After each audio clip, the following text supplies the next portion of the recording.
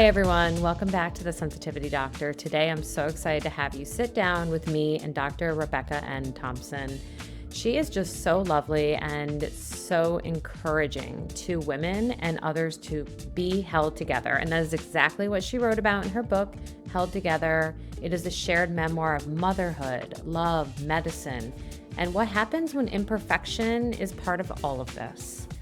Something I really loved about this conversation is that we encourage you and everyone listening to find your story and figure out a way to share it openly in a way that doesn't shame or embarrass us, but actually builds us up as a community. We talk about how this helps with longevity. We talk about the journeys of fertility that we both went through. If you're someone who's ever experienced a molar pregnancy, we talk about that and some of the complexities behind that. So I hope you enjoyed the conversation with Dr. Becca as much as I did, and we will definitely be having her back on the show so that she can continue supporting this beautiful community we have at the Sensitivity Doctor. And I also want to say to all of you who have been reaching out, commenting, leaving reviews, I really appreciate you because you are making this conversation about sensitivity and sharing our stories reach more people. So after you listen to this episode, if you can jump on and leave a review or maybe share with someone, I would deeply appreciate this, as I know that part of healing is us doing it together. So let's dive into this conversation with Dr. Becca and learn why being held together is really the most empathic and amazing path towards resilience. Enjoy. So I was connected through a lovely person I know from TEDx, Dr. Amna. She's wonderful. Yes. And I really appreciate the conversation that you guys had. And I also was really excited about the topic of your book, which I see in the corner there. Do you want to hold it up Sure. so that Yes. folks can? It's a beautiful Thank cover you. also. Yeah, Yeah. I was so happy. I have such a wonderful team at Harper, and the design team, the cover artist, everybody that they found and brought together to do this. We really want it to feel like just this treasure of stories that you want to press into the hands of your friends. And I think they captured the spirit of the stories with their art. So I really appreciate their Yeah, work. it's Thank beautiful. you. So, can you tell folks listening a little bit about what it's about, who you are, and just what drives your passion Oh, on thank this? you. Then thank you for this opportunity. I'm really grateful to have connected with you through Amna too. So the book is a collaborative project, a shared memoir, weaving together my story and the stories of 21 of my patients, friends, and medical colleagues. All Mhm. of the stories are about complications in building our families, finding our families, sustaining our families, being part of a family. The origin of it is from when I was kind of starting out as an early career physician, just finishing up residency and thinking this is a pretty good time to start a family. And my husband and I trying to do just that. I very quickly went through a string of pregnancy complications, including several losses that were life threatening to me. And even as a physician, that was so isolating and so confusing. And, I knew the medical side of things, but to actually become a patient was an entirely different experience. So, I Yeah. mean, that was the work of many years to get through that. But ultimately, as I did get through it and felt like, okay, I can step back and see the bigger meanings behind some of these experiences, I really wanted to use them in a way that helped others and didn't just leave this as kind of my own isolated struggle. And I saw the same thing in so many of the patients I'd come to help care for and friends I'd known for years and saw their story in a different light, and my medical colleagues who were going through similar things all around me. So I wanted to find a way to preserve all of these kinds of stories about being part of a family, how we create our families, how we choose our families, how we live in these relationships. And I invited them all, each individually, to work with me and try to capture that story so I could help her retell it in its most compelling version. I have to say, on a personal note, I relate and appreciate what you did, having gone through my own Okay. fertility journey and my own losses. And it is, there's all these complex feelings, I think, associated with what we expect it to be. Yes. Yes. It's the expectations versus the experience. And how those Yeah. paths, we think we're walking a certain path, and all the cliche metaphors that go with that on the journey and the path but sometimes that's like the best metaphor we have. And all of a sudden we are not on the path anymore. There's no map, there's no trail. Like we're way off to the side. We barely even noticed there's no one there with us. We start to look around and realize like everyone is on their own Yeah. complicated path with no map. And if we can all just recognize that in each other, even if we're traveling these different stories, like there's so much power in talking about them. And yeah. Yeah. It's funny when you were just saying that, it made me realize how important this one person was in my story that I Mm. hadn't really thought of before. Yeah, so I'd be happy to. So it to truncate the full scope of it, it took us a full 8 years to get our two Yeah. children. A handful of losses, a molar pregnancy, which a Oh, lot of people yeah. don't know what that is, and it's Yeah, that's in this book molar too. That happened to me pregnancy. too. It's pretty rare. Did you that happened to you Yeah, yeah. too? The book that's part of that's I mean, spoiler, but that's one of the Spoiler. life-threatening complications that I had and all the monitoring that goes after. Yes, tell me about yours and we can talk about this too. That's amazing. Okay, so now I have like so many different things to Yeah, say. Did you feel like this was my experience with a molar pregnancy? There's for anyone. Well, do you want to sure, highlight for sure. So people what a medically, molar I'll give you a pregnancy little is? So they're like, what are they talking like about? basic explanation of what that is. So there are a few different forms of molar pregnancy, but in general, what that means is that the placenta is developing atypically, abnormally, and usually that's because of a genetic problem with the embryo. It can never, almost never, let me say, go on to become a living child. And the problem with the abnormalities that happen with the placenta is that it can actually become invasive, and the placental tissue can spread and grow in kind of a metastatic way even, and become something like a uh, it can outside of the uterus. It can metastasize throughout the body. And so, not to get into all the technical terms about it, I was about to go there. I'm like, no, let's just go with the idea. And so because of that, after you have this, you need to have your those pregnancy hormones that we often watch in early pregnancy if we're worried, to make sure they're going up. That shows development of the embryo. You have to watch and make sure they come down. And you have to Right. have careful contraception throughout many months. Typically, it's on the order of 6 months, but it depends on your situation for specifics. And the way that I think of it, and this is what we can talk about this too, is it inverts all your expectations. It inverts all of your hopes. You were going from, hoping to see positive pregnancy test at home or rising numbers on your lab results on the HCG. And now you're hoping for those numbers to drop. It's like it inverts everything. So Agreed. that's the Yeah. idea. And that was a glimpse into my experience of it. But yeah, I'd love to hear I more about think your side of that. Yeah, I think if I thought about it from kind of a just a raw emotional side, Mhm. it had been so when that pregnancy had happened, my first pregnancy ever was a miscarriage, Mhm. like kind of what you would expect almost like a traditional Same, miscarriage to same be, like with it. right, like around 8 weeks. It was we had heard a heartbeat and then we hadn't heard a heartbeat. It Mhm. was a full baby. I was able to kind of like embody that this was a baby that we Mhm. lost. And then we had my daughter. And then we had the molar pregnancy the next time we tried. And I couldn't agree with you more in the fact that you're on this kind of timeline. Now I wish I met you when you were writing the book. And then we're on this timeline of forward movement. Mhm. And then when the molar pregnancy happens, it's like a giant Yeah. roadblock that's like, wait, stop all the Yep. things that you think you're doing and that you should be doing Yes. and just turn it all backwards. But the thing that got me that was the most terrifying for me was, and I can think of it somatically, every month when you have to go in Mm. and get your levels Oh, rechecked, yes.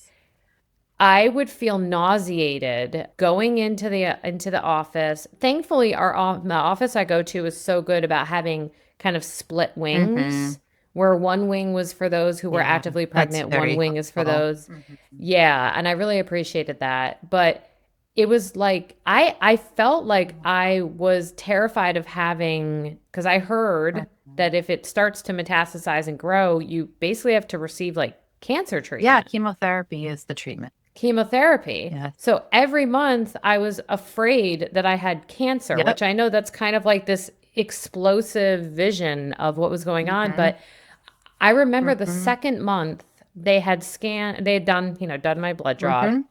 and something was off with the Yep. results. And they said, okay, so we can't get you in this week for some reason, but we'll get you in next week. Hmm. And then I had to go to my friend's wedding. Hmm. It was a fun weekend, but the whole entire weekend I felt Hmm. nauseous in anticipation, waiting, afraid that. So I went from being someone who was trying to get pregnant to someone who was afraid I had cancer. Yes. That's you summed it up exactly. Yes. Yes. And every time you go into that lab, I write about this in the book too. It's in the later part. Every time you go in, it triggers this feeling. Like It it's so does. confusing because you said somatically, like you can feel yourself going in, sort of remembering to try to hope for rising numbers, but then you're Yes. backpedaling. It's like you used to Yes. be leaning in toward something you were hoping for, and now you're like shrinking back and trying to get away from it, right? And there, Yeah. like I even write about that. I remember I say in the book, like being on hold with these broken dreams feels worse than trying and failing. And like every Yes. time I would go into the lab, there was this flood of memories. I write all about that. It sounds like so much like the same experience you had. Oh. Did you also have the other part that struck me was that when I did get pregnant again, which we then got pregnant again, and then I lost that pregnancy also because of abnormalities. And that was kind of like the more, again, like there was an actual baby. I even knew the gender of that one because we were doing testing to make Hmm. sure there wasn't something going on with me. Do you ever go back to the molar pregnancy where, and I might get emotional thinking about this, where like the ones that I lost, I can like see them as a baby, and then the one that was the molar, I was told, well, it was never really a baby. And so it's like hard to be like, okay, so were there two or were there three? Wow. For anyone watching, Yeah. I'm having a I mean, I moment, think but the main thing I would say is that there's no answer to that. Like that whatever you yeah, experience like it's valid because yeah. it Sensitivity doctor getting sensitive right now. that's appropriate. It Yeah, doesn't I can say whatever I feel or think, either emotionally or logically about what it means, yeah, science, emotion. But like if someone is pregnant and believes that that is a baby at whatever moment. Now, I'm not getting into, believe me, I'm fully pro choice, but I'm not getting into that part. I'm, as a reproductive medicine person yeah, and the sensitivity around that and why people may need healthcare around reproduction. But when someone believes it's a baby, it's not just about whether it is the physical part of a human person that's becoming a certain physical thing. Like you asked, was there even a baby? It's about the idea. It's about the dreams. It's about the vision that you have and the future that changes, right? So the moment that a person finds out they're pregnant, whether that's, a hoped for pregnancy, a not desired pregnancy, a surprise, not a surprise, whatever it may be, there's a shift of like this idea and what the future might be, right? And so that is valid, no matter whether you think it's a baby, it's a person, it's a fetus, it's an embryo, it's just an idea. yeah, So you get to define that. You get to define how many yeah, losses, whatever, what you consider a loss. It was still a loss. Whatever yeah, you lost something. And for me personally, I didn't feel especially attached to any one specific pregnancy. And we had three losses before our living child. They were all different. I'm like doing that, Yeah, saying like, uh-huh, okay, uh-huh. same, Same, same. same. I'm relating. They were all different. And I think, maybe in a way for me, so what I was going to say is that they were more about the idea to me.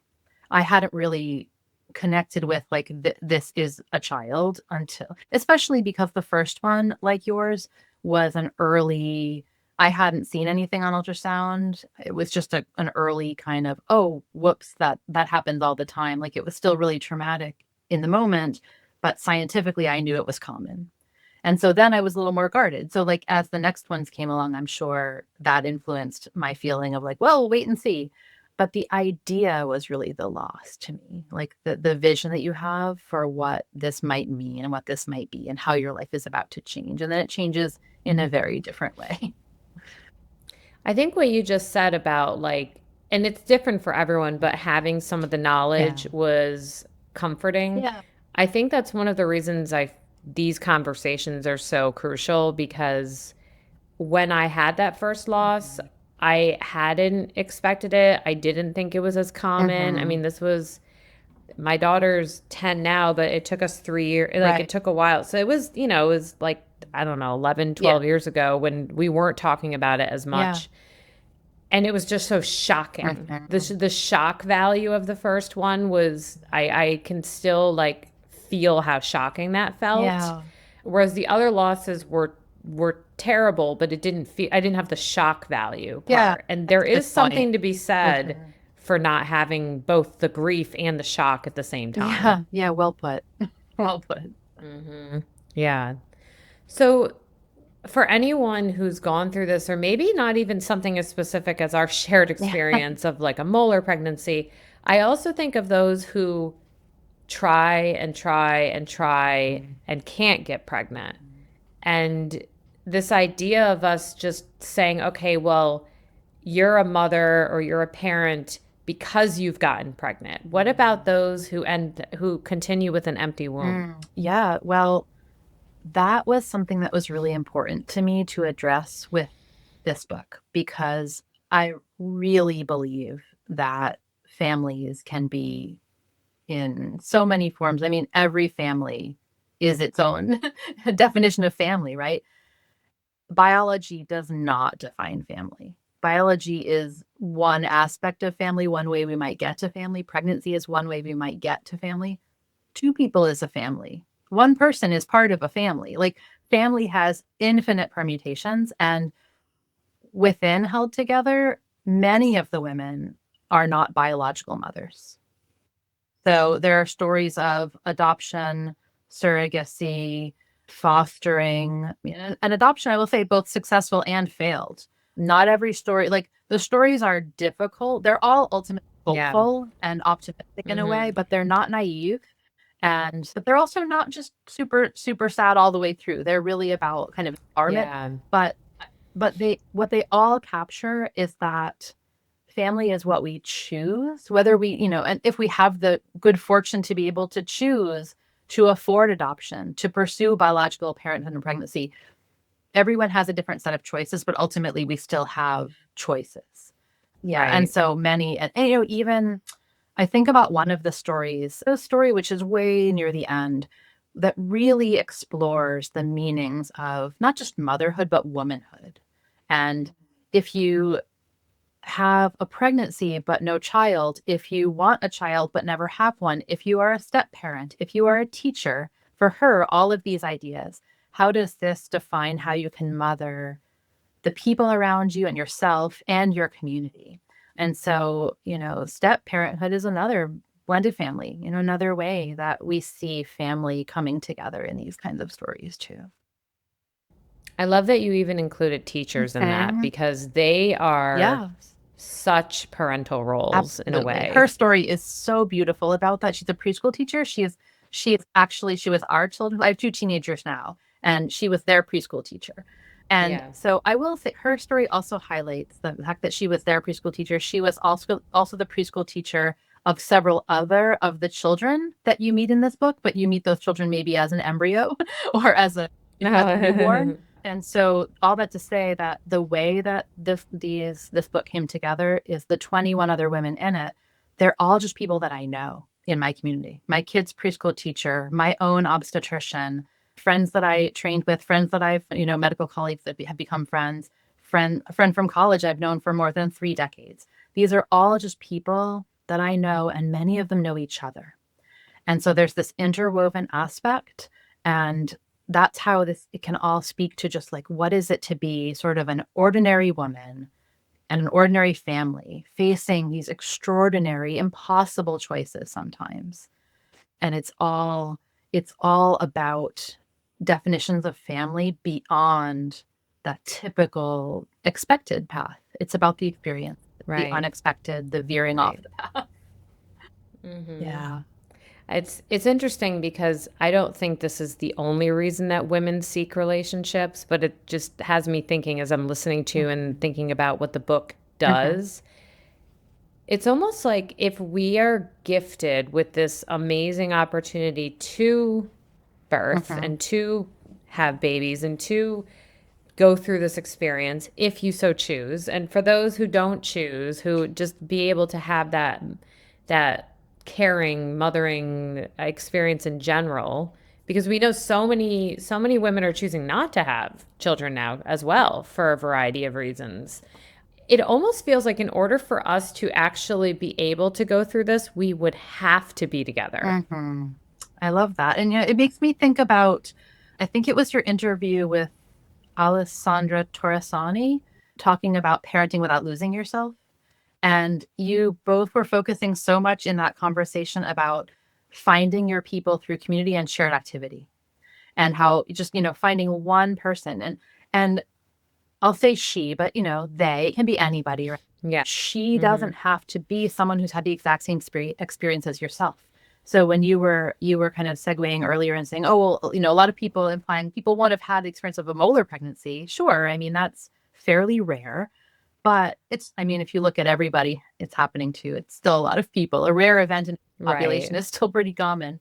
But the Right. point is, it doesn't matter exactly what the experience is. If you've had these kinds of experiences and you find common ground, whether it's through shared activity or shared kind of new perspective from having been through Right. something complicated, that's going to be where you'll find your community. And not only that, but like for yourself, in your work, you talk about increasing EQ through connection. This is the same Yes. idea as well. So it doesn't matter that everyone's experience is different. Every family is different by definition. But if you can find those universal threads, that's what binds us together and lets us really listen to each other, and want to Right. know each other's stories and be curious. And you and I share the belief that curiosity is kind of the foundation for everything. So empathy Oh, and I 100%. yeah. And you were saying the common threads, it makes me think also just a very obvious common thread is emotion. Mhm. All humans experience it. I know you touched on or you've spoken about what can happen when we don't express.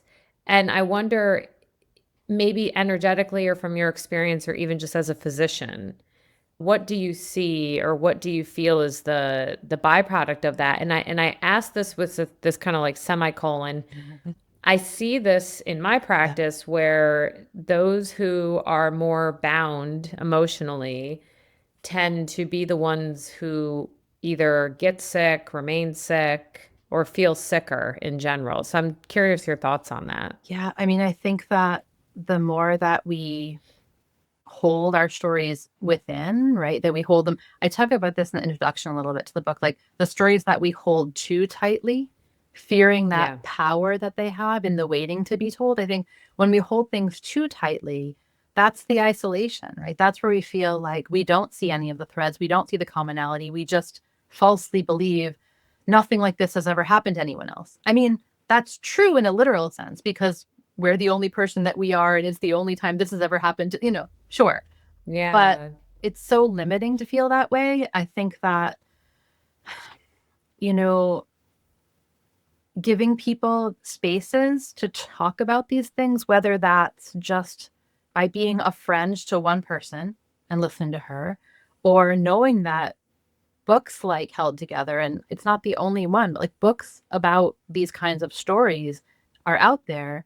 you can read them, you can feel less alone, even if you're physically alone and don't quite know who to reach out to yet. When you're in the thick of Right. things and you just want that comfort of knowing that other people have gotten through this and you can too, because you're just one of us. You can do it even if the details are different, right?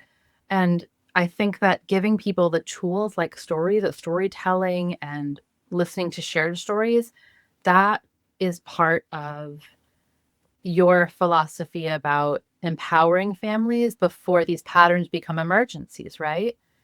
So giving people the tools, and the tools are sometimes just the wisdom that the stories are out there, and whenever you need them, like they're waiting for you.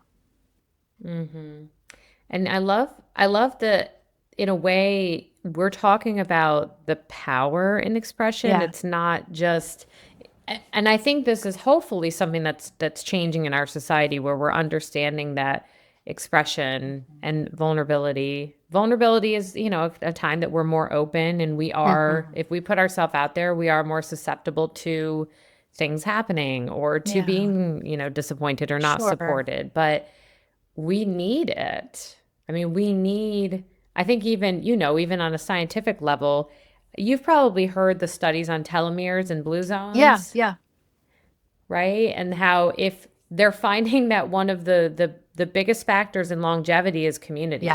I love that. And the telomeres, I always joke, they're kind of like the little caps on the end of a cable, but they're essentially our DNA. Is this Yeah. correct? Yeah. Yeah, and there are studies. I mean, the blue zones, there are programs to watch about it now and read about it, but there are studies going back years ago. I remember I used to work at New England Journal of Medicine back when I was like pre-med and working three jobs to pay my way through night school and all of that. And I remember studies coming out of NEJM about community.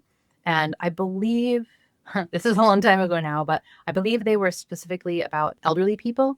And the more they were drawing networks and showing how they did better if they had more of these networks. There were studies also about smoking cessation and how people with better, stronger networks were more successful if they were trying to quit smoking and had like this like Oh, I they love grew that. patterns and networks, and that was fascinating to me. And also, as my background is also in Yeah. anthropology, so seeing the patterns and the kind of relationships that cause the health outcomes, and of course being a public health physician and family medicine, like all of these things make sense. But Right. I love that idea too. Yeah, that our networks are really what can strengthen us and give us that power. And Mhm. yeah, Can I ask you, just out of curiosity, with the smoking cessation, was it that if you had a larger network, you were more likely to be able to quit, or was it if you had a larger network of people who were helping I'd you have to quit? go back and look, but in my memory of these kinds of studies about social connectedness, it was Uh purely huh. about social connectedness. I don't Oh, know. that's really I don't awesome. know that it was specific to like being in a network of like a support group for a specific idea. That's just, again, this is probably 20 years ago now, but that's my memory. Yeah, but the thing I love about that, it kind of makes me think of people who are, you know, in 12-step recovery, Right. for Right. example, how maybe they'll go to a meeting and say, I don't know if the I heard the exact right thing or Mm-hmm. if I said the exact right thing or I don't know if I'm getting anything Mm-hmm. out of this. Mm-hmm. If they I think what I've seen with people I work with, if they focus too much on the Yeah. content of the group, Right. they will probably end up being disappointed a lot of the time. Whereas if they focus on the community of the group, Mm-hmm. I've heard, you know, I know with 12 step meetings, you don't always get to vent. You don't always get to like share everything you Mm-hmm. want and give feedback back and forth because of the turn taking. Mm-hmm. But it's the time after the meeting's Right. over when you're having your coffee and when you're all just kind of casually intermingling or going out to get coffee after or lunch, like that community piece that bolsters the whole structure is actually probably more important That makes sometimes. sense. That makes sense. I haven't been part of any of those as a participant per se, but I did spend a lot of time in an kind of live-in program and a 12-step, network of programs as a medical student, kind of helping run those programs. And it was, they're quite amazing to be part of and or to observe. Like I don't want to put myself in.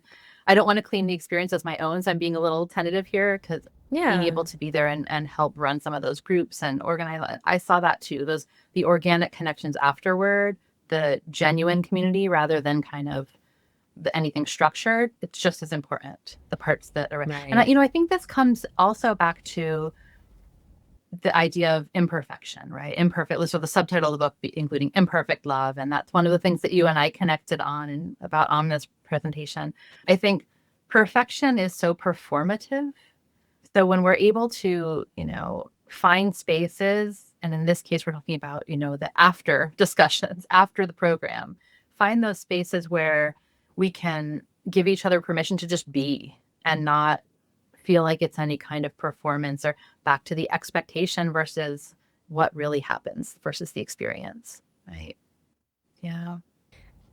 And I think about how brave people have to be, and women especially have to be, to continue to put themselves in a situation where they're trying to get pregnant Yeah. and have a successful pregnancy, Yeah.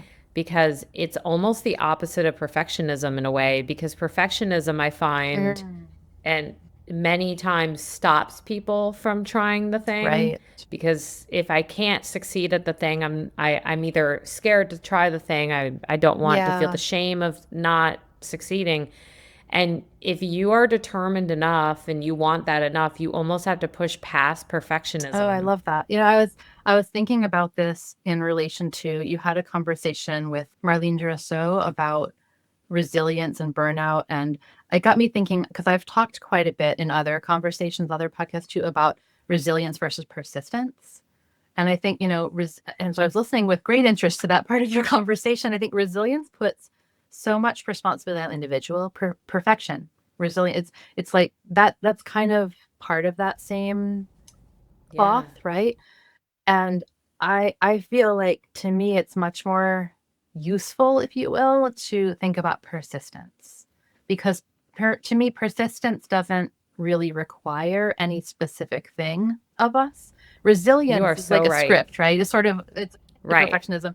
And so for me it's like, I don't want to put all the responsibility on the individual to be resilient in the face of all these challenges, but like, if you can have a stable belief in your own self-efficacy and then sort of enact this ongoing ability to take actions that go along with those convictions, I think that's where we find the useful part of whatever we want to call it, resilience, persistence. So it's about like part belief and part action, but it's really about how Yes. we live those beliefs.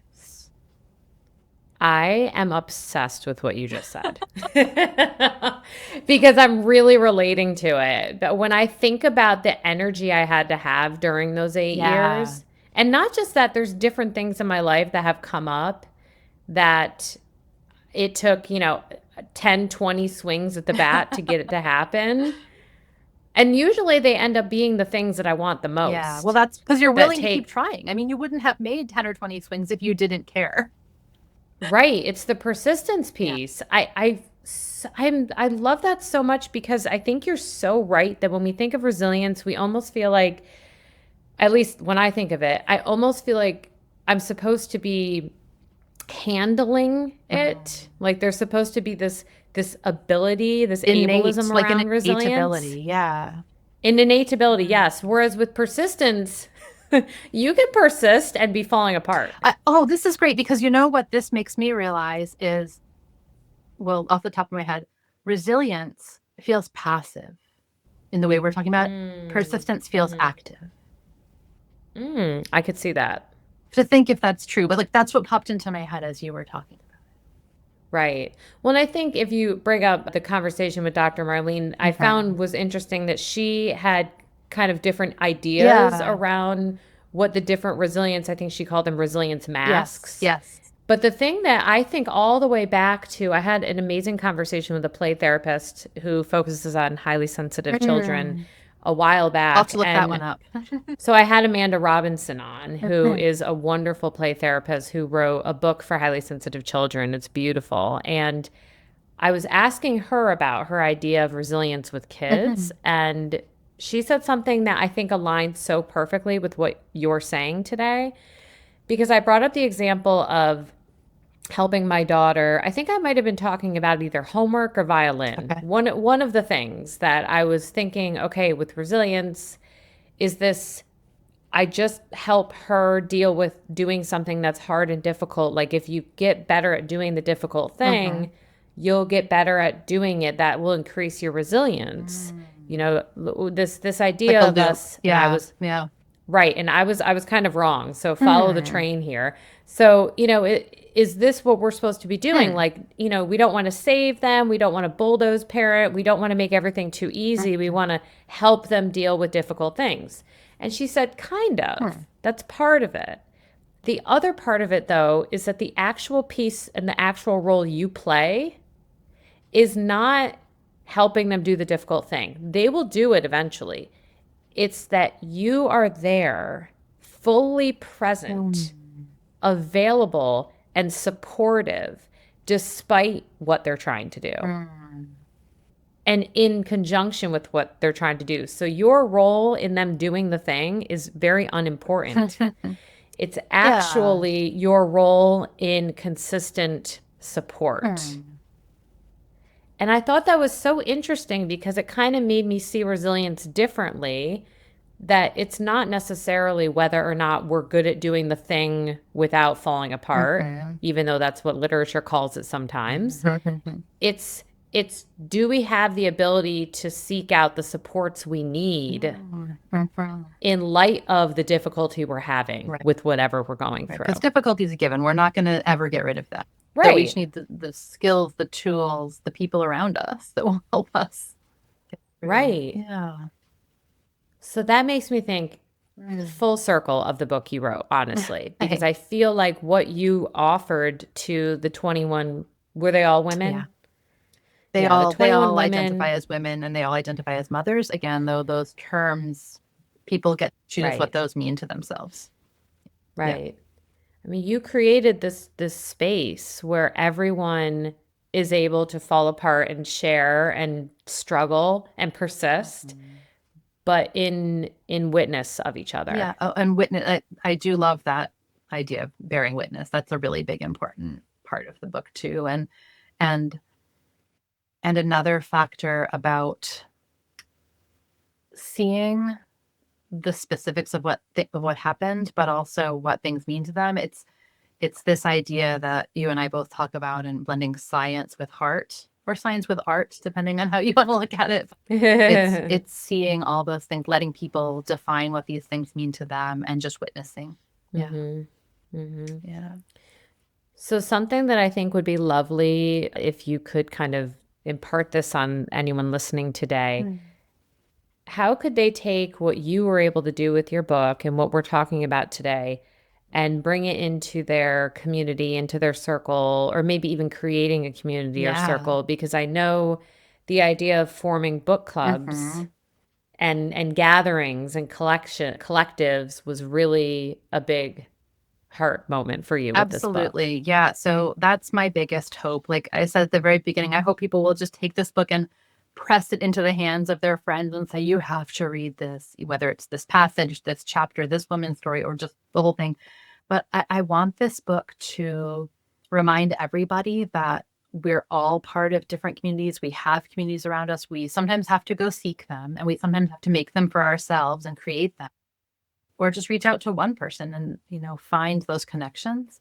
But then from a very practical standpoint, I do really want this book to be part of book clubs and medical teaching. The next kind of project, if you will, that I'm taking this on is to get it into the hands of more groups and teaching settings for medical residents, medical students, psychology students, nursing students, social workers, like anything I that, love yeah. that. And book clubs too, especially book clubs that have anyone interested in medical memoir and just the how health and illness affect our lives in the bigger context.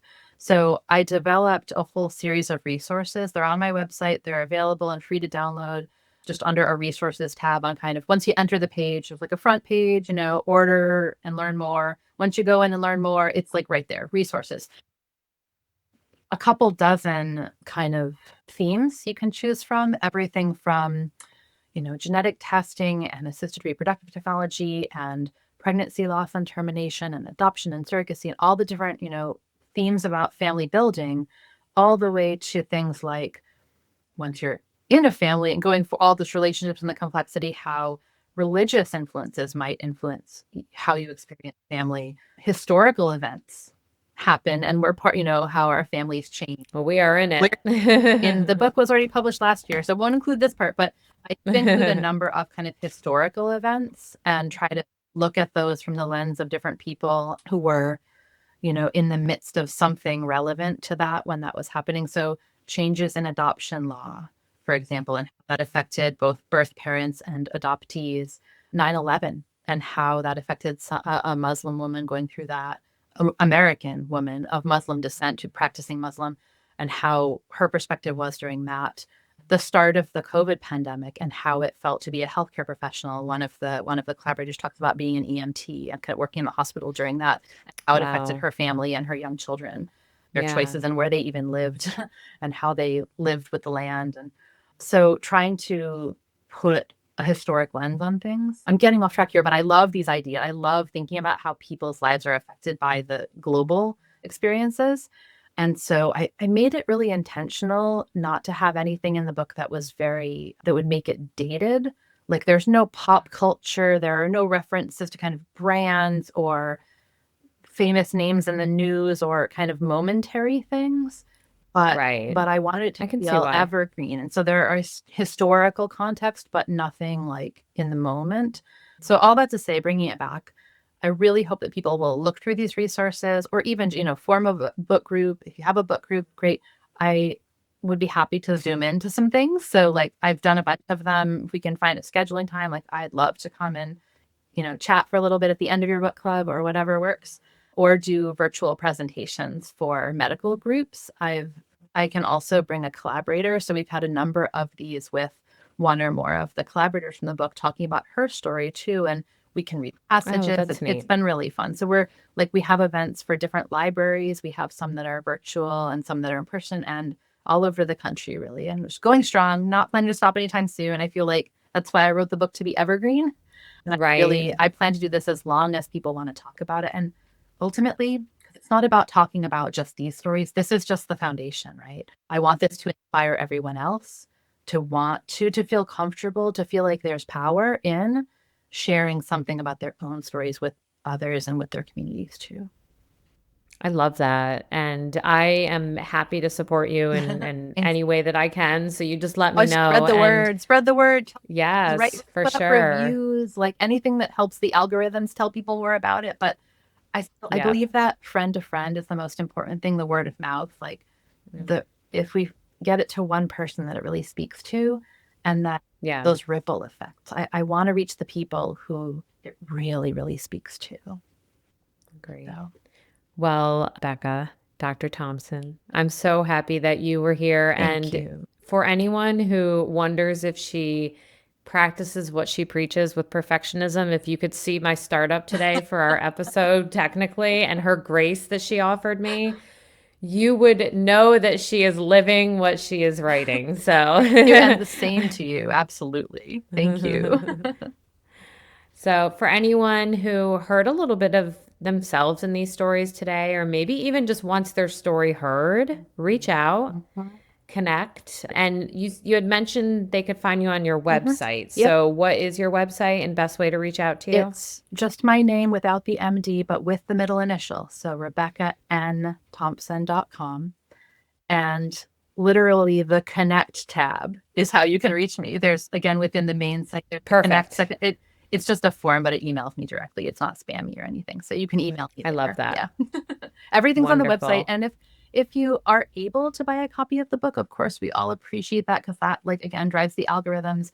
I will just highlight a couple of links on my website on the order tab that let you choose ways that a part of the sales, a part of the proceeds are donated to Postpartum Support International, which I supports love women's and that. families' mental health. So if you choose one of those Awesome. tabs, and I have to tell you, at least one place, right? It's on sale for like $14 right now. It's like if you can afford it and support, Yeah, it will help that's send somebody to wonderful. PSI as well.